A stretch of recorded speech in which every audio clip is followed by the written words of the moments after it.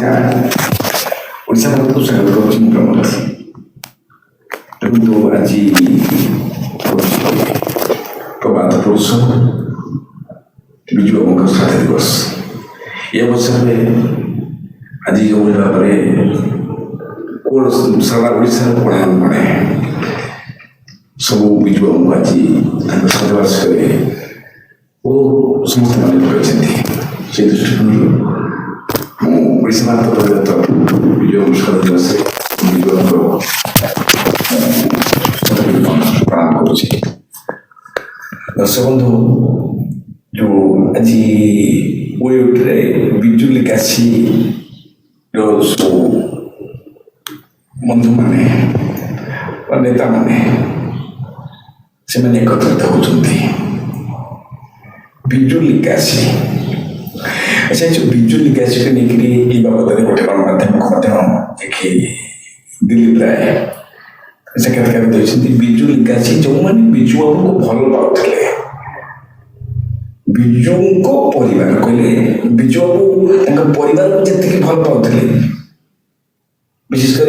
राजनीति सहित जो मैंने सब थे अधिक भल पाते तेणुक गोटे मन पकड़ा आज बोधे माने एकत्रित होती तेणु बिजु बाबू तो संघ भवन निश्चय ये होची बिजु बाबू जो रही श्राद्ध दिवस जो तर्पण करता से सब होमी सब हम कि दर्शक बंधु विभिन्न महल विभिन्न चर्चा भी होती गोटे जो मैंने बिजुली काशी जो मैंने बिजु जो मैंने सब राजनीति जीवन जो मैंने सब थे गोटे चर्चा हो नुआ दल गठन कर दिलीप दादा खंडन कर सौम्यरंजन पट्टनायक खंडन कर सहित साक्षात्कार से खबर हस्तगत होनी कि मुझे कहबी जदि बिजुली काशी हुए तो चर्चा होता बिजुली काशी एक राजनैतिक दल आगे हवा चाहे सी नहीं बोलिक बहुत माने आसूची मत आसूची विभिन्न जगह चर्चा होची किंतु सेमाने सिना गोटे दल गढ़ी पारे ना किंतु बिजु जनता दल विशेषकर संख भवन जो मान सब अच्छा जो मान सब ये बिजु अमुकर श्राद्ध पालन कर भर एकता अच्छी से आज बिजुली काशी से एकत्रित हो पार्टी किंतु ये देखु संख भवन एम एकत्रित हो पारे ना कहीं नवीन बाबू आज विजु जनता दल नेता माने एकत्रित होगा चाहूना दर्शक बंधु एक कथा कहीं कौची आप निश्चय भावुवे गोटे नवीन बाबू कहीं कथा कौची नवीन एकत्रित हो पारे ना देखो दर्शक बंधु 2024 हारिला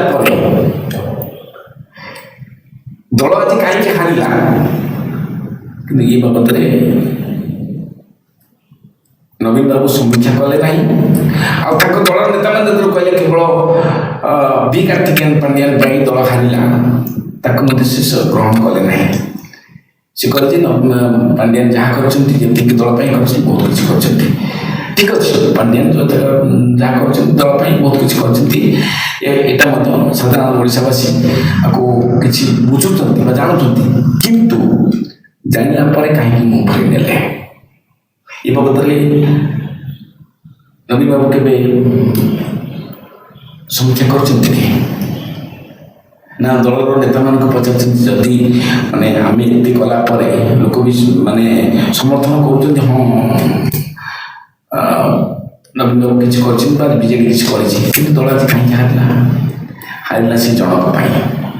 जे कि सी चाहते सी षष्ठ थर यदि विजु जनता दल सरकार दल संख्या गरिष्ठता सरकार बढ़ी था ବି କାର୍ତ୍ତିକେୟନ ପାଣ୍ଡିଆନ ମୁଖ୍ୟମନ୍ତ୍ରୀ ହେଇଥାନ୍ତେ। ନବୀନ ବାବୁଙ୍କୁ କେବଳ ମୋହରା କରି ସିଏ ଓଡ଼ିଶାଟାକୁ ଶାସନ କରିଥାନ୍ତେ। କିନ୍ତୁ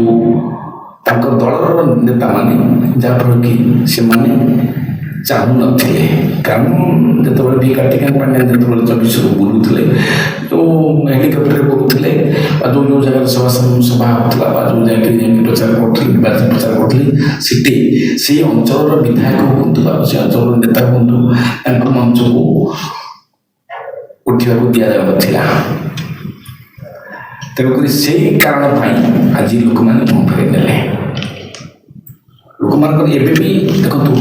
ଯଦି ନବୀନ ପଟ୍ଟନାୟକ ଆଜି ଦିନରେ କାର୍ତ୍ତିକେୟନ ପାଣ୍ଡିଆନକୁ ସମ୍ପୂର୍ଣ୍ଣ ଭାବେ ଦଳରୁ ବା ତାଙ୍କ ନାଁ ନ ନେଇକରି ଯଦି ରାଜନୀତି କରିବେ, ତାହେଲେ ଭାବୁଛି 2029 ପାଇଁ ଗୋଟେ ନୂଆ ଆଉ ଗୋଟେ ସମୀକରଣ ତିଆରି ହେବ ବିଜେପି ପାଇଁ। ତ ବନ୍ଧୁ, ଏ ବାବଦରେ ତ ଆମେ ବହୁତ ଚର୍ଚ୍ଚା କରୁଛୁ, ଅଧିକ ଚର୍ଚ୍ଚା କରିବା, କିନ୍ତୁ ମୁଁ ଏତିକି କହିବି ଯେ ଆଜି ଯେଉଁ ଭଳିଆ ବିଜୁ ଲିଗାସର ଯେଉଁ ନେତାମାନେ ଏକତ୍ରିତ ହୋଇଛନ୍ତି, ସେ କେବଳ ଗୋଟେ ବିଜୁ ବାବୁଙ୍କ ପ୍ରତି ତାଙ୍କର କେତେ ଶ୍ରଦ୍ଧା ଆଉ ଭଲ ପାଇବା ଥିଲା, ତାକୁ କେବଳ ସେମାନେ ଓଡ଼ିଶାବାସୀଙ୍କୁ ଜଣାଇବା ପାଇଁ ସେଇଟା ଇଏ କରିଛନ୍ତି। କିନ୍ତୁ ଏଇ ଯେଉଁ ଶଙ୍ଖ ଭବନ ଯେଉଁଟା ହେଉଛି, ସେମାନେ ବିଜୁ ବାବୁଙ୍କ ନାଁ ସିନା ନେଉଛନ୍ତି ବିଜୁ ଜନତା ଦଳ, କିନ୍ତୁ